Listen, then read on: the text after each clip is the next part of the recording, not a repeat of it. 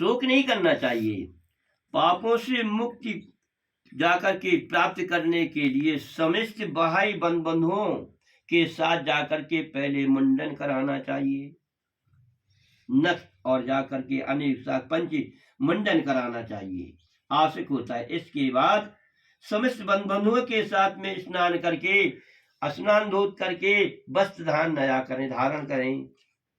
तब तुरंत ही जल ले आकर के उस जल से सर को जाकर के स्नान कराना चाहिए। मृतक के हम लोग जल कराते हैं ना, स्नान करावे और फिर जाकर के उनको बढ़िया तिलक लगावे, चंदन चढ़ावे, गंगा जल की मिट्टी के लेपन से तथा माला से उसे जाकर के विभूषित करें। इसके बाद जाकर के नवीन वस्त्र से धारण करें। शरीर छूटने पर उसे कई महाराज नया वस्त्र क्यों पहनाते हैं?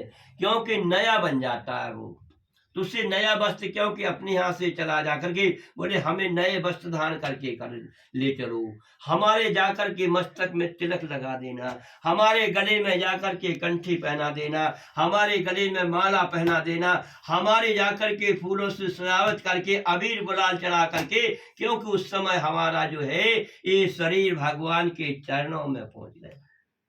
जैसे भगवान की अर्चना पूजा करते हैं, इसी प्रकार हमको ऐसा सजा देना कि हम भगवान के शरण में इसी सच्चे हुए जाकर के पहुंच जाएं। तो जाकर के अनेक प्रकार से उसका जो है सजावन करते हैं, जाकर के पवित्र जल से स्नान कराते हैं। स्नान कराने के बाद जाकर के उनको जाकर के तिलक लगाते हैं, शरीर में रत्न लगाते हैं, घृत मलते हैं ना, घृत रत्न है उसे भी मलते हैं।